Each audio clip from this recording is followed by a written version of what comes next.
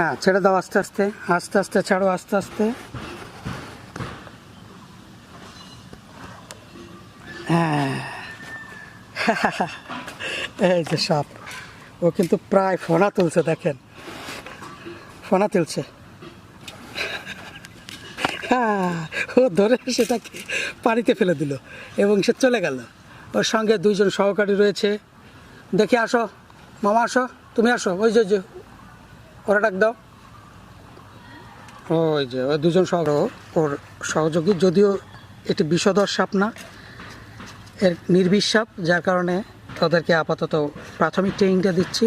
এবং সেই সাথে ওরা অবশ্যই অনুমতি ছাড়া কোনো সাপের কাছে যাবে না, ওদের সাপ চিনতে হবে, একটা একটা করে সাপ চিনাচ্ছি।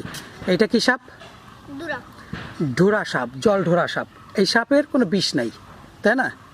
ঠিক আছে, কিন্তু অনেক সাপের কিন্তু বিষ আছে। কোনো সাপের কি করা যাবে না, কাছে যাওয়া যাবে না। একজন অভিজ্ঞ রেস্কিউয়ার ছাড়া কখনো একা একা কী করা যাবে না, সাপের কাছে যাওয়া যাবে না। কারণ অনেক সাপের কিন্তু বিষ আছে, যেগুলো কামড় দিলে কিন্তু মানুষ মারা যায়। ঠিক আছে, চেলা সাপে তো বিষ নাই, বুঝছো? তো সাপটা এখন এই জলাভূমিতেই থাকবে, ও নিরাপদে অবস্থান করেছে এবং আমরা ওর থেকে আমরা মাছের রোগ নিরাময়টা পাবো।